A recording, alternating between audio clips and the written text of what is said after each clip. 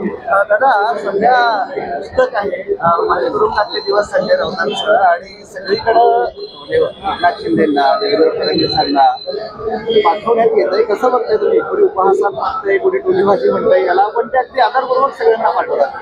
हे बा सगळेच पुस्तक मला आवडतात अशातला काही भाग नाही आणि आवडलेलेच वाचलं पाहिजे असंही काही भाग. सगळ्या विचाराचे वाचन असलं पाहिजे. ठीक आहे, राऊत साहेबांचं काही जणांना आवडत नसेल पण वाचन तर केलं पाहिजे ना. नरकातला स्वर्ग कारण सरकारच्या कृपेनं, केंद्र आणि राज्य सरकारच्या कृपेनं फक्त त्यांच्यावर आवाज उठवला म्हणून त्यांना तुरुंगात जावं लागलेलं आहे. आता बघा ना, इथे मंत्र्यांच्या प्रॉपर्ट्या किती आहे. त्या धुळ्यामध्ये 1,87,00,000 रुपये पकडले. खोतकरांवर आरोप आहे. काय करतं सरकार? इथं संजय शिरसाट 67 कोटीचं हॉटेल घेतात. कुठून येणार 67 कोटी? काय करतं सरकार? आणि म्हणून मला असं वाटतं त्याच्यात या सगळ्या ह्याच्यामध्ये नरकातला स्वर्ग याचं महत्व वेगळं ठरतं. शिरसाटांचं म्हणणं आहे 67 कोटीचं हॉटेल मध्ये आमचे 5 पार्टनर आहेत आणि मराठी माणसाने व्यवसाय करू नये का? मराठी माणसाने व्यवसाय करावा, लूटमार करू नये एवढंच माझं म्हणणं आहे. बरं, शहरात संभाजीनगरमध्ये ते सोन्याच्या चोरीचे एक प्रकरण जास्त आहे. किती किलो सोना चोरीला गेले हा संभ्रम आहे. पोलीस म्हणतात 5.5 किलो आणि शहराचे पालकमंत्रीच म्हणतात त्याच्यापेक्षा कितीतरी जास्त आहे. हे प्रचंड विरोधाभास सगळीकडे. मला असं वाटतं आपण पोलिसांवर विश्वास ठेवला पाहिजे. पालकमंत्री काही तपास अधिकारी नाही आहे. तपास अधिकारी पोलीस आहे. पोलिसांनाही माझा प्रश्न आहे, तुम्ही एक एन्काउंटर केलं, 5 आरोपी पकडलेत, पण सोनं कुठे आहे? लोक तर असं म्हणतात सोन्याच्या वाट्यातूनच अशा पद्धतीने एन्काउंटर झाला असं लोक म्हणतात. मला माहिती नाही सत्यता. मी काही पोलिसांच्या कारवाईचं विरोध करत नाही. पोलिसांनी कारवाई केलीच पाहिजे. पण एवढं करून एवढं 5-5.5 किलो जे काही सोनं आहे ते कुठे आहे हा प्रश्न जनतेच्या मनात आहे. काल मुख्यमंत्री मराठवाड्यात होते. पुन्हा एक घोषणा केली की दुष्काळ मुक्त करणार, पाणीदार मराठवाडा करणार. कसं करणार? कसं करणार?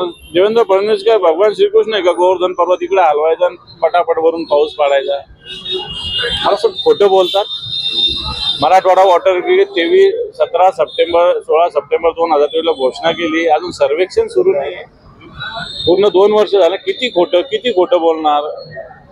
इकडच्या गोदावरी खोऱ्याविषयी खोटं बोलणार, उजनीच्या खोऱ्याविषयी खोटं बोलणार. इतकं खोटं मुख्यमंत्री कधी महाराष्ट्रातले बोलत नव्हते. ते मराठवाड्यात येऊन संतांच्या भूमीत येऊन बोलतायत याचं निश्चित आश्चर्य. खूप नुकसान झालंय. पंचनामे खूपच संपवले गेले. अनेक ठिकाणी सुरू झाले. तर शेतीमध्ये अवकाळी पावसाचं आणि अतिवृष्टीमुळे नुकसान पोहोचलेलं आहे. सरकार कुठेही दखल घ्यायला तयार नाही. हे सरकार काही सर्वसामान्याचं नाही, शेतकऱ्यांचं मूळच नाही. म्हणून सगळ्यात आधी या सरकारने अतिवृष्टी किंवा अवकाळीमुळे झालेल्या नुकसानाचा पंचनामा केला पाहिजे. 2023-2024 अजून अतिवृष्टी किंवा अवकाळीचं नुकसान भरपाई सरकारनं दिलं नाही. फक्त आकडे लिहिलेले आहेत.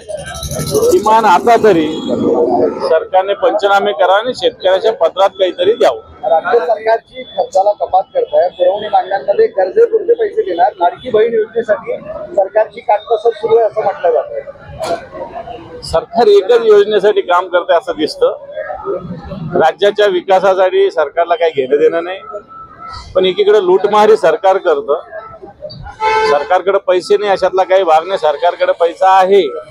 काल परवाचं टेंडर तुम्ही बघितलं असेल. ठाणे मुंबईचं L&T कंपनी 3,000 कोटी रुपयानं लोएस्ट असताना मेगा इंजिनिअरिंग कंपनीला 3,000 कोटी अबोवचं टेंडर दिलं गेलं. सुप्रीम कोर्टात प्रकरण गेलेलं आहे. आणि तेव्हा राज्याकडे पैसे नाही असं म्हणता येणार नाही. परंतु हे पैसे उधळपट्टीमध्ये खर्च होतात. आणि आता यांनी घोषणा केली आहे. दुसरी घोषणा असती तर आतापर्यंत यांनी गुंडाळून टाकली असती. परंतु या घोषणेचं प्रेशर एवढं आहे की त्यांना पैसे द्यावे लागतात. विपणलेले आहेत पाण्यासाठी आणि तुम्ही सुद्धा त्यांना पाठिंबा देण्यासाठी त्याच्यात सहभागी होण्यासाठी आलं काय? मला असं वाटतं या संभाजीनगरात पाण्याचा लढा कुठेही असो तिथं सहभागी झालं पाहिजे.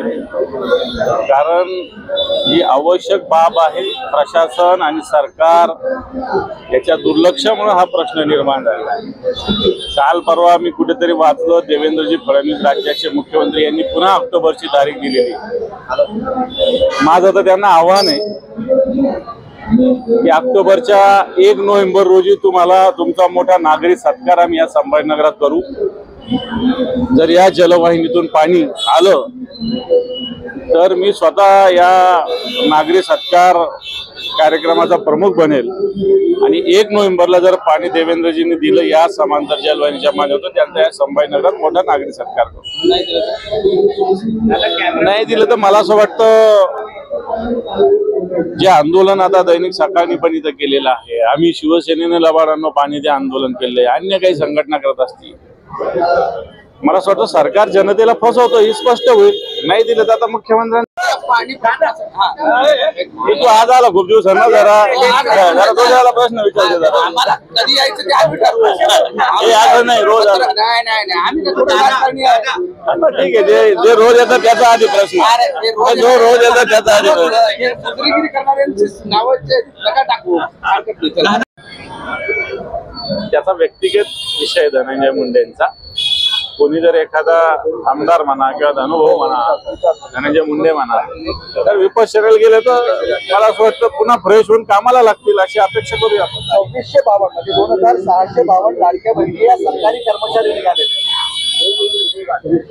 हे पहा, सरकारने त्यावेळेस मताच्या लालसेपोटी कोणतंही या योजनेमध्ये क्रायटेरिया लावले नाही. सरसकट सगळ्यांना पैसे पाठवले.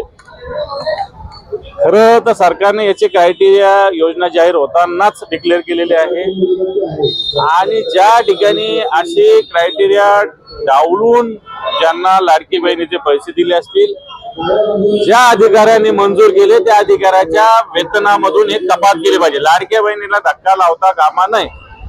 दादा, दोन्ही पवार एकत्र येणार अशी चर्चा सुरू असताना सुनील तटकरे आणि प्रफुल्ल पटेल यांचा विरोध असल्याचं संजय राऊत काय म्हणतात? मला माहिती नाही. याच्यातलं दोन्ही पक्षातला तो अंतर्गत विषय आहे. वेगळं राहायचं, एकत्र यायचं, त्यांचे ते समर्थ आहे. आम्ही त्याच्यावर बोलण्याची काही आवश्यकता आहे असं मला वाटत नाही. विशेष पोलीस महानिरीक्षक जालेंदर सुपीकरांना सरकारने दर्जा दिला आहे. वैष्णवी बरेच आरोप झाले. हे पण फक्त चार्ज काढलेला आहे त्यांचा वेगवेगळ्या विभागाचा. मी म्हणतो त्यांना निलंबित केलं पाहिजे.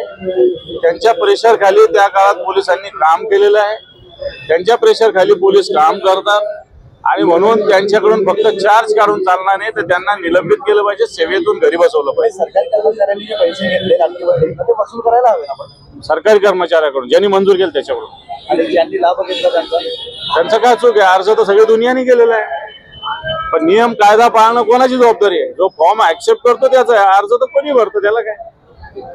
एक शेवटचा, सर्वाधिक कर्ज बुडवणारे हे राजकारणीच असतात असं खुद्द गुलाबराव पाटील म्हणतात. म्हणजे बँकांची कर्ज आणि ओव्हरऑल सगळ्या कर्जांवर मात्र राजकारण्यांची अशा पद्धतीने इमेज केलेली ती चुकीची आहे. उद्योगपतींनी किती बुडवलेले जरा बघा ना, किती त्यांचं सेटरेट केलेलं बघा ना. त्यामुळं राजकारणी घेत असेल थोडं बहुत, तर मला असं वाटतं निश्चित जे कोणी डुबवत असेल त्याच्याकडून वसूल केलं पाहिजे सरकारने. आता डुबवतात कोणतं? कारखान्याचे, सोसायटीचे, दूध संघाचे, वाटतं त्याच्यावर कारवाई व्हावी. Thank you sir. थँक्यू. धन्यवाद.